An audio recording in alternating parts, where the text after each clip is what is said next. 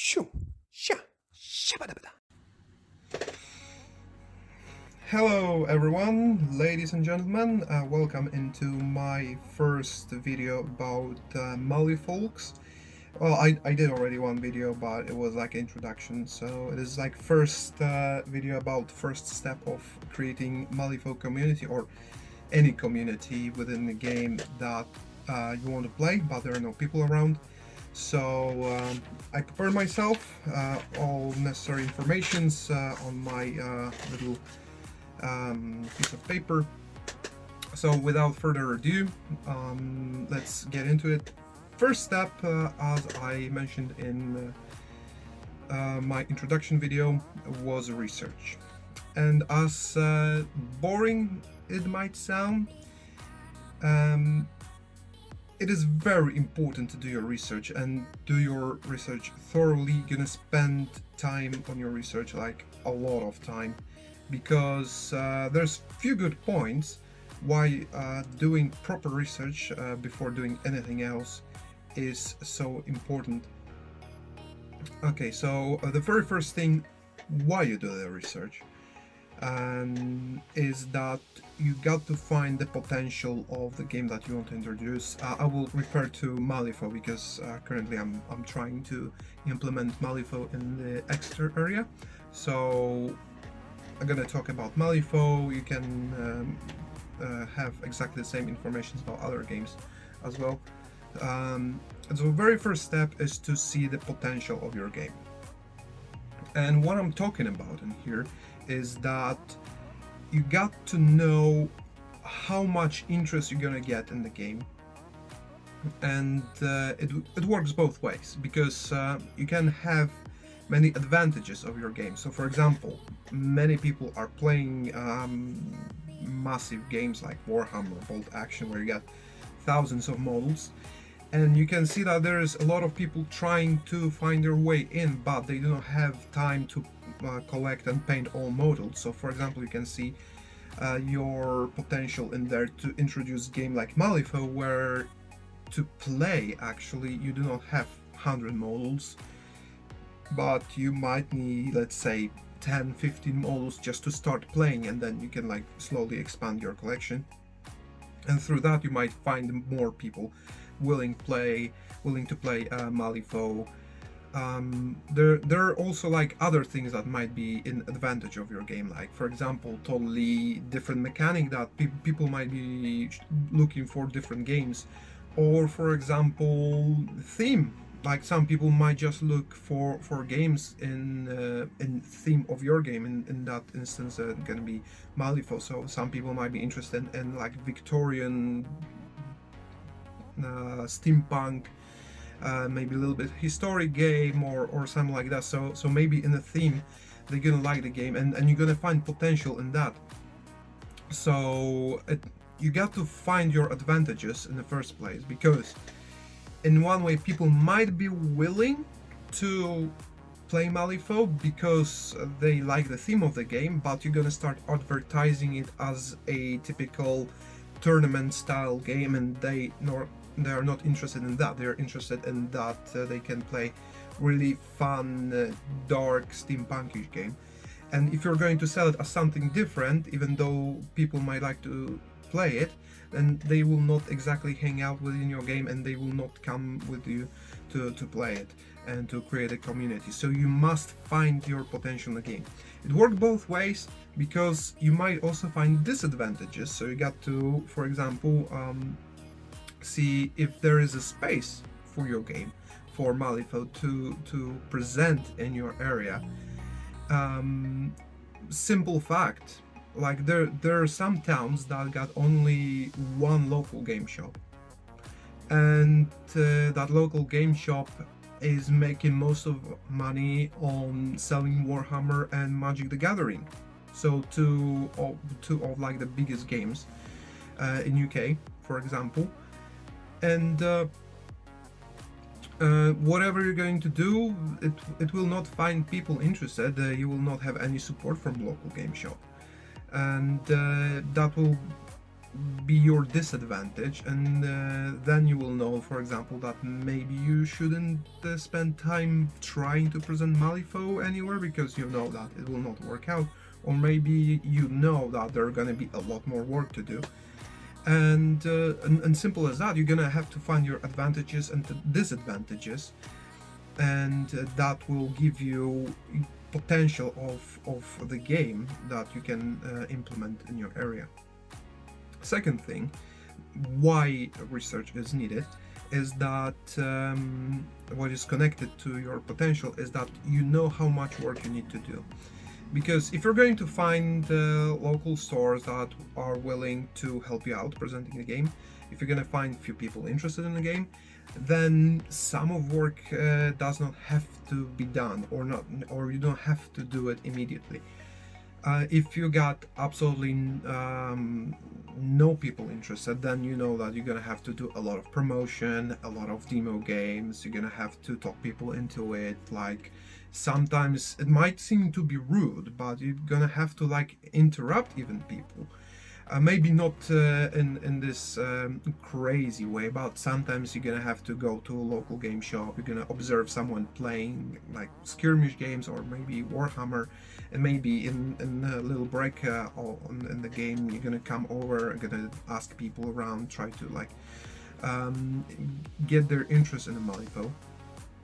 And sometimes it's gonna take you a lot more work, so that's why you need to know your potential, and that's why you need to do your research, because you're gonna have to know how much work you need to do to gain success with promoting your game.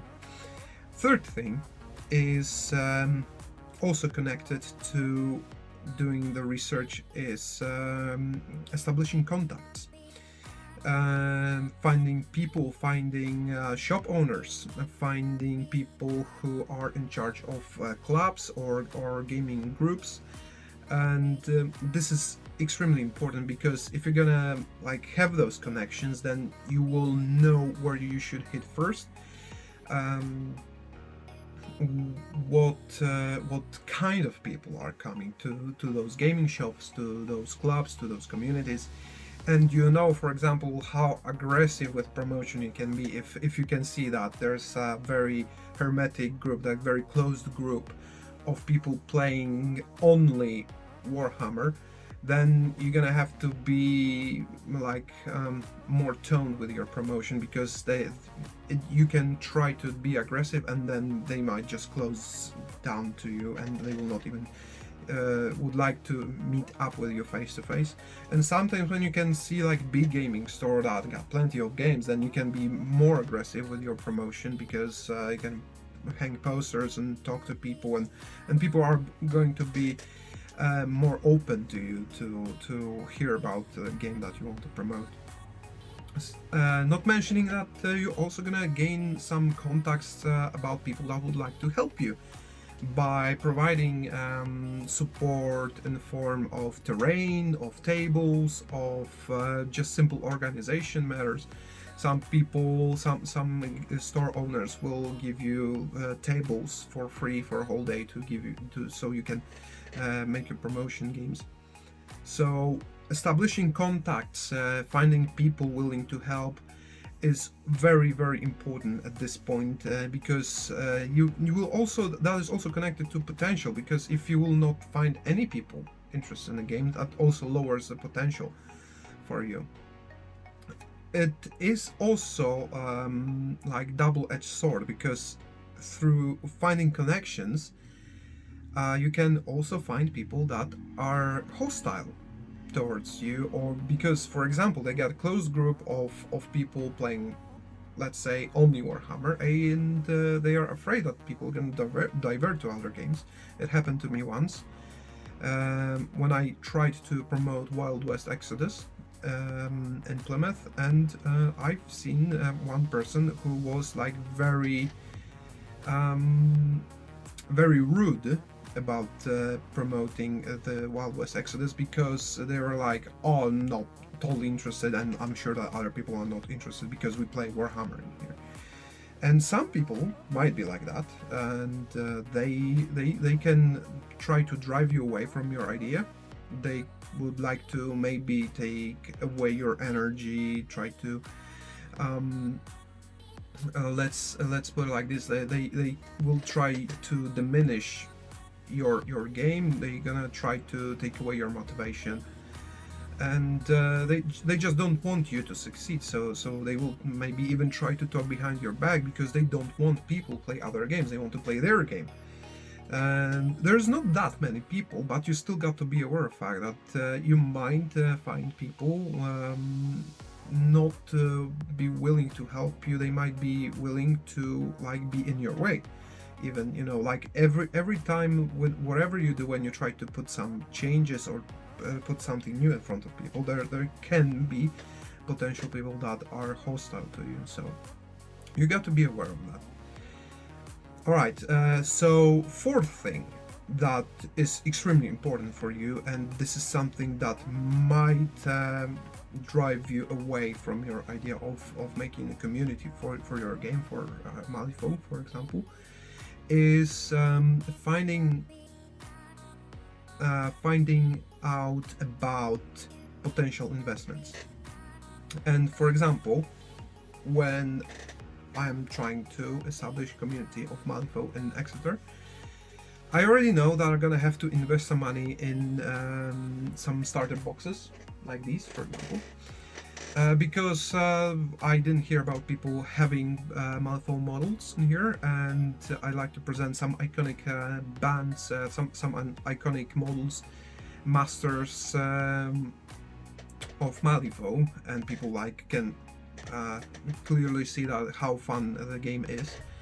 So I'm gonna have to invest my own private money into buying those models, painting them, assembling them, painting them, and all sorts of things. Because you're gonna have to provide, maybe sometimes shops gonna provide terrain and tables and all that stuff for you, but sometimes you're gonna have to spend money on miniatures, on terrain, on mats, on tables, even sometimes. So your potential investments, and I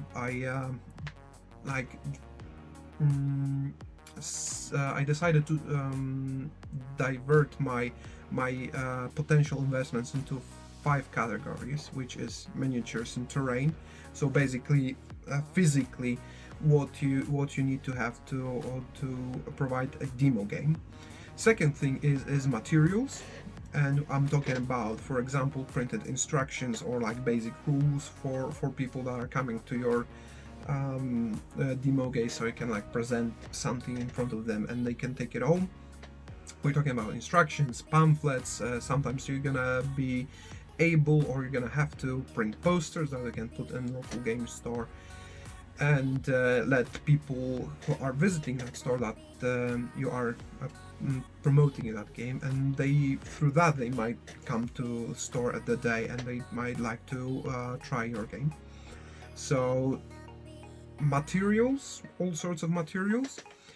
Third thing is transportation, and I'm talking about the fact that you're gonna have your models, your terrain, all your materials at home, and you might have a car, so you're gonna have to spend money for petrol, for diesel, or you do not have a car and you might need to travel by train, by bus, and so on and so on.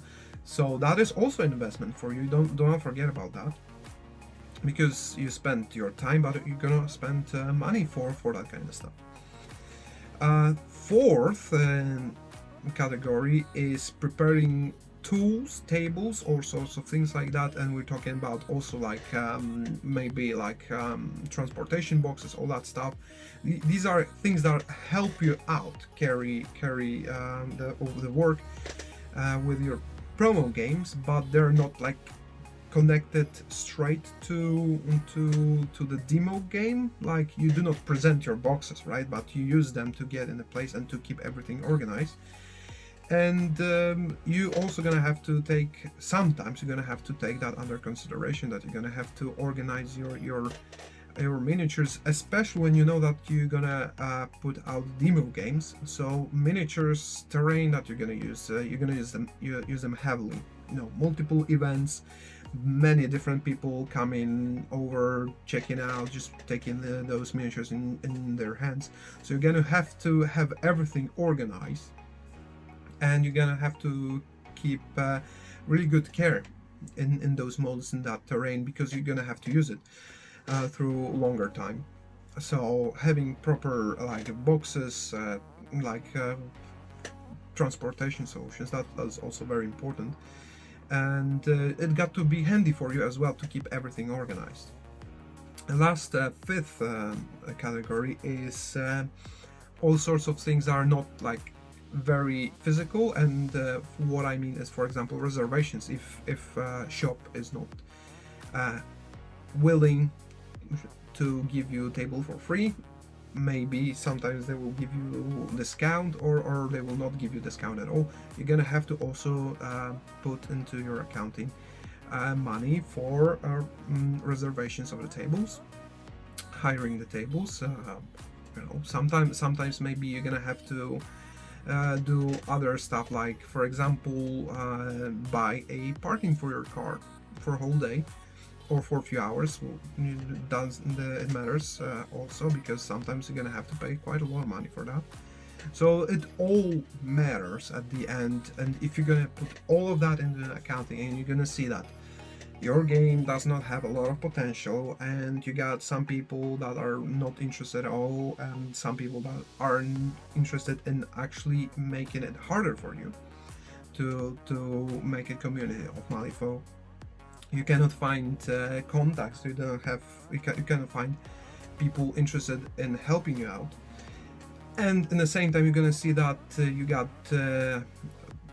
not big budget, and you're gonna have to do a lot of investments. Then you might take a decision to actually not do that. Obviously, it's not nice feeling to know that you want to do something, but you just do not have potential to promote your game. But it's better to know ahead, instead of proceeding with work and just being angry at the whole world because you didn't succeed. And that's why research is so important, because that gives whole project potential, and you know what you can do with it. Alright, so last thing about research is why research is important is about you. It's about how you can organize yourself. And we're talking about how much time you got to spend, how many people would like to help you, how many people, maybe within your family, your girlfriend, your parents, your friends. Every little help is needed. Even if someone is willing to help you, load boxes of miniatures into your car, that's also help, and it's good to know who is willing to help you with that. Organizing yourself is also about what I was talking about earlier, boxes and transportation solutions. So what is the potential of you traveling around? Because sometimes you're gonna have to, for example, travel to a city that is nearby, to a little village that is 20 miles away. So you also got to know how much time you can spend on traveling, how much effort you got to spend on traveling, loading, unloading. So if you, for example, gonna make a decision that you want to carry out some demo games, and you're gonna be like, oh crap, I didn't know that I'm gonna have to load 20 boxes and have a foldable table and mats and terrain and all that stuff. That is on you. You're gonna have to do your research to know how much work you're gonna have to carry out. Also, organizing your budget, because you might make a budget and you're gonna see, for example, oh man, I'm gonna have to spend £300 to carry out the demo games. But if you're going to look at £300 and I don't want to do it because it's too much money.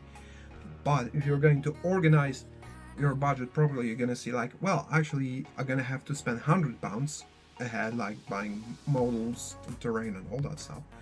But on the other hand, then for next 2-3 months I'm gonna have to spend £30 in here, £50 in there, so I do not have to spend £300 at once. Then you will be able to see that actually, it's not that bad for my private budget, so I can actually go on with a project. So organizing your budget is also very important, and for that you also have to do research. And last thing that is, well, I think the most obvious one why you need to carry out your research is plan your steps ahead. Because if you're gonna have local game stores that are willing to give you tables for free, and they're gonna give you tables, terrain, and they're gonna carry out promotion as well for you, then you're gonna have to, for example, focus on different things, and you can organize your steps a little bit different during carrying out the demo games and creating a community for Malifaux. So, you know, once again, as a summary, why research is needed. So you got to find out the potential of the game. You're gonna have to know how much work you need to do, how many people are willing to help you, all contacts with the game stores and all that stuff. You're gonna have to know your budget and potential investments that you're gonna do. And the last thing is organizing yourself, making your plan and planning your budget, planning transportation, all that stuff. So that's why you need to do the research, and that's why you need to do your research thoroughly. Now, let's get to a little bit more fun stuff. Let's say we can put it like this, fun stuff. We got two types of research that you can carry out, and first of them is active research, and second one is passive research, quite obviously. So why am I diverting research into those two? Because passive research is when you allow other people to find you, kind of like you just do a little bit of work and you allow information and people come to you. Active research is when you do a lot to gain information and to gain contacts and people attention. Let's put it like this. So let's start with active research. Active research is, in the first place, going to local game stores and clubs, because not people do not play only in game stores. They can hang out in different places, but they got, like, for example, Warhammer. They can have Warhammer club in the local library.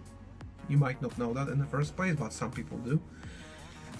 Some people, they just meet at their houses, you know, and so you never know.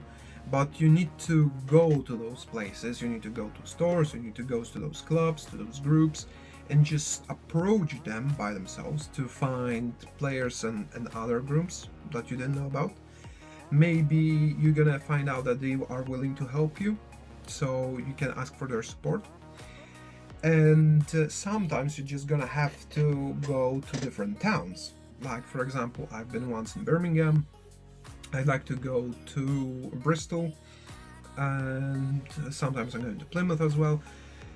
So going to other towns, to other places that you will not potentially use to promote your game, but you're still going to go there because you might find people playing Malifaux in there, and these people might show you how they're carrying out the demo games. They might give you tips, maybe some guidance. Sometimes they might even support you by giving some freebies and giving you older models that you can present as well. Sometimes they're gonna give you other contacts. It happened to me once that I wanted to to carry out the demo game in Plymouth. I went to Exeter, and in Exeter I actually find out about another guy in Plymouth. So sometimes it works in a very weird way, but sometimes you're just gonna have to go to places that you will not potentially take in consideration, and in those places you're gonna find tips and tricks that will help you out after all. So, you know, that's also very helpful. Other form of active research is by approaching single players, because you might not know about, like, people who are willing to play your game. Maybe they are actually playing your game, but they never put any information on Facebook that they're playing the game. They just bought a box of miniatures to play with brother, with sister, with father, and they just play at home. And once you're gonna start actively searching for those people, they might actually, raise your flag and be like, hey, I'm actually playing in here, and like I can come over and do demo games with you. So approaching even single players is very important as well as in your active research, so you actually go forward and approach people. um, so that's very important. Other form of active research is finding out about tournaments and events in your area. So sometimes, in my, for example, sometimes you can find tournaments, like in my example, I can find tournaments in Bristol. There's a group in there.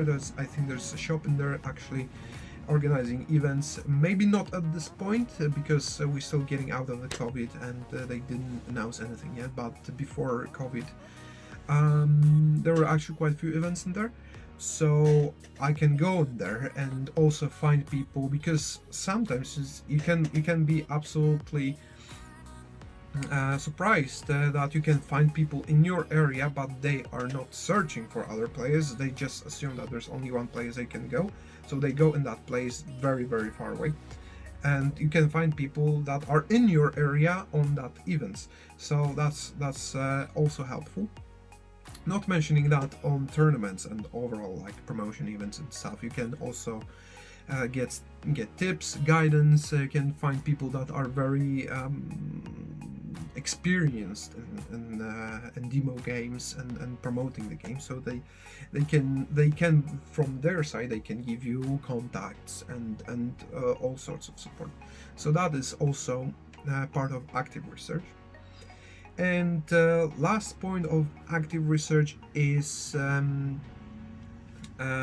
going to the let's say the distributor or the creator of the game. Mm, in the example of Malifaux, it is Word Games, and you can go on their online website, and you can find a section where you can actually search for support when you want to put out their demo games and create a community. You can ask them for their support, and they can tell you, for example, that they can help you, or they will help you, or they might not like to help you. And that is also very important in your active research, because in one way you can see how much support you can get, obviously from the game designers, from the company that is distributing a game, but you also raise your flag for them that you're actually trying to do something. And if they're gonna hear from you once, and then in a few weeks they're gonna hear from you again, and then the next few months they're gonna hear from you again, and you're gonna have more information from them. Like, for example, hey, I want to start doing demo games, and after a few weeks you're gonna be like, oh, I started doing demo games, and I'm like going on with this, and I got a few people interested. And then after next month you're gonna be like, actually we are establishing league in here, and I got like at least like 6 people actively playing the game. Then they might be very willing to help you. After all, they will not make a decision within 1 hour. Sometimes you're gonna send email to them, and you will not hear from them for a week or two. And then when you're gonna approach them again, they're gonna be like, actually, yeah, we want to help you. So that is also part of active research, to reach out to the game producer, to game developer, to reach out to distributors. Sometimes this is very important, and you should know what help you can get from those sources. Passive research. Passive research is simply like putting information out there. And that's how I see it. So you use online forums like Word Forum. You can use Facebook pages. like putting out posts like I did. Like I went on to the Facebook page of Malifaux UK, and I did put out their post that hey, I'm new in the area, I'm looking for players.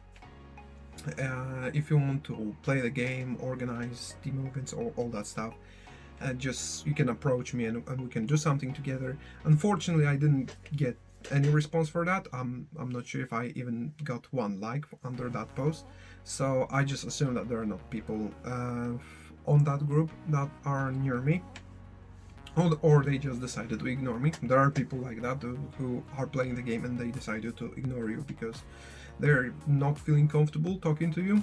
There are people like that, so you know, it happens. So I decided that I'm on my own in that matter, and I'm gonna have to do other stuff. I'm gonna have to do stuff by my own, on my own. So that's important stuff to know those things. So posting online and letting people know about what you're doing, what you're about to do, that you're searching for players, that you're searching for groups. That's very important stuff. And it is part of like passive research. So you put your information out, you put your post, and you allow people to get to you. Other form of passive research, and it's also connected to forums and Facebook posts and all that stuff. So basically, on social media, is polls. Basically, you do not like ask people, you do not like reach out to people directly, but rather that you are like posting polls. Like for example, how do you think what is going to be better? And sometimes it might help you. Like I want to do in the future, in the close future, that I'd like to find masters that I want to present in my demo games, and I would like to ask people about their opinion, which masters are like the most iconic ones, most recognizable ones. And from that poll I can get information that will actually help me to make the game more attractive for new players. For example, that is also part of research. You put the question out there and people gonna help you out solve your problem.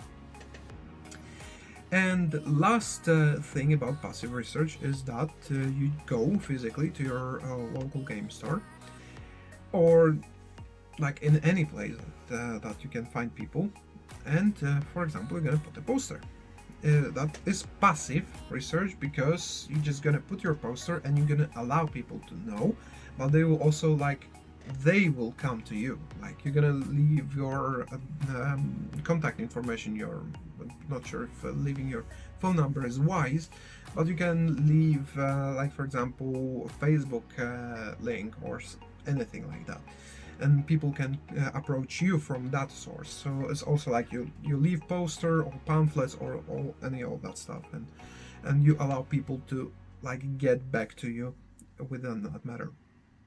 So that's what I wanted to share with you. This is the first step of creating a Malifaux community or any game community.